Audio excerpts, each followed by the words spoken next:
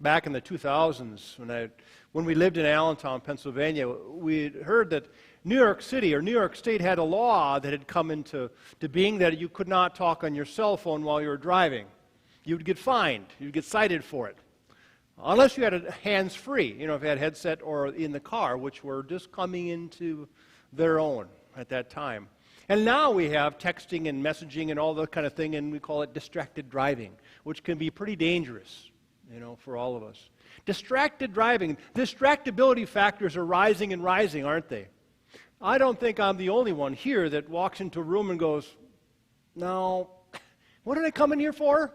I went downstairs for something, but I can't remember. You go back upstairs, you remember it, then you go back downstairs, and you forget again. You go back upstairs, maybe I need to write it down, and then go downstairs and pick up the 3 rolls of toilet paper to take back up. Something. And it's just part of the life that we live. And that's part of us being human. Distractedness. I wonder if that's just a natural selection thing. As we avoid predators, we're always mindful of what's going on next.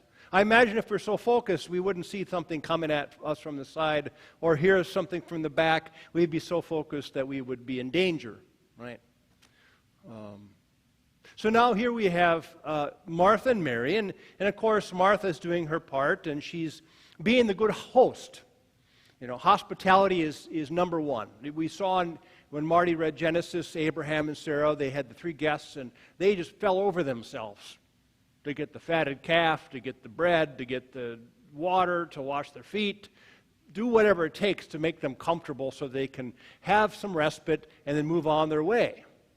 That was number one. That's honor, shame, society. That's what they did. And now we have Mary and Martha kind of messing things up, and Jesus not helping much at all, because Jesus doesn't say, okay, Mary, social norms say you're in the kitchen with Martha. It's a man's place, literally, to be here listening, and you ain't a man, as far as I know. Jesus didn't do any of that. Martha was the one who was kind of saying, hey, wait a minute. Now, Mary, this is kind of throwing everything out of balance here. I need you to be with me. And for some reason, she tries to rope Jesus into this whole thing, just like at the wedding of Cana. Jesus was fine until his mother said, they don't have enough wine. Well, so? In the same case, Jesus is the guest. Martha comes to Jesus. I guess she sees something in him as a leader, as someone who Mary will continue to listen to. So Mary is focused on what she's doing. She's listening to Jesus. Martha's trying to do her part by being a good host. And she brings up this, she's worried, she's distracted, she's complaining to Jesus. And Jesus says, for the moment, this is the better part of what should be going on, which Martha doesn't understand. Well then, if both of us are sitting here, how are we going to have any food? How are we going to have any people to wash your feet? How are we supposed to be good hosts? That's going against what the law says. That's what our culture says. And so Jesus once again throws everything up on its ear and makes it a difference, because focus on what's important at the moment. I see this parable as, anything in existence, this church, society. We have times when we sit and listen and we contemplate and we talk and think and pray. And there are times we get out there and we do and we serve and we're hosts and we're all kinds of things. We're out active in the world. And each has its place. And the right balance is really good to do both of those things. I remember we had not a tech study, but a thing where the pastors all get together in one place. We hosted, and we're at a table, we're all talking, and all of us are about 40 years old except one man who's mid-20s. And I said, what do you think? He goes, you talk too much. Let's do something. So yeah, maybe we can get stuck into just talking about stuff. But then again, we don't want to just rush off and just, who knows why we're doing stuff. We just do it and think, wow, we're just going headlong. So there has to be that. Simon Sinek, start with why. Why are we doing what we're doing? And then we do it. And then we get together again and we talk about it. Maybe it changes. We go out some more and do some more things.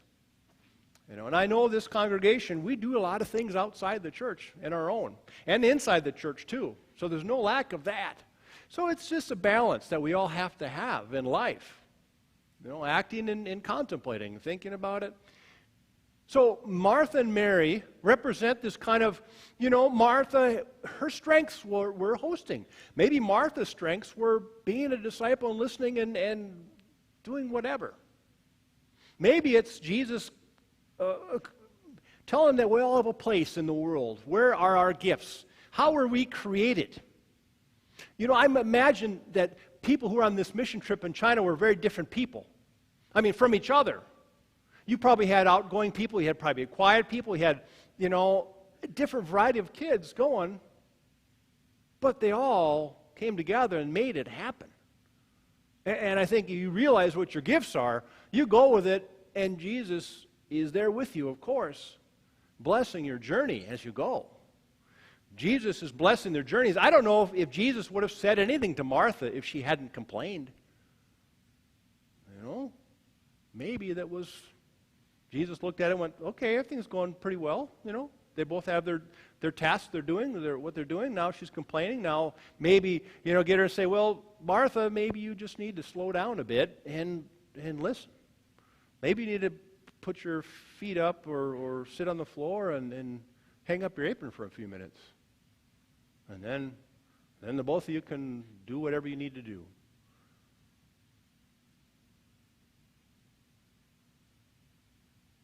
The task at hand. What is it? What does it comprise of? Doing, listening, a bit of both. Different times, like we tell our daughter, there's a time and place for everything. Remember that. Choose what you need to do at the moment, or we'll choose it for you, more likely, so that you're on the right track.